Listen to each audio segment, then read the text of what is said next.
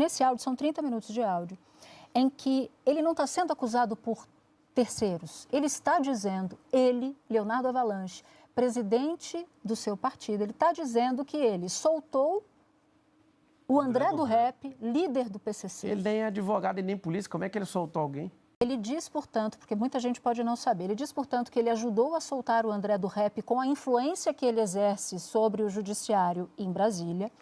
E ele cita uma pessoa que está perto da mesa de reunião, há testemunhas nessa conversa que atestam que é ele, que ele disse exatamente aquilo e que não foi uma invenção de inteligência artificial.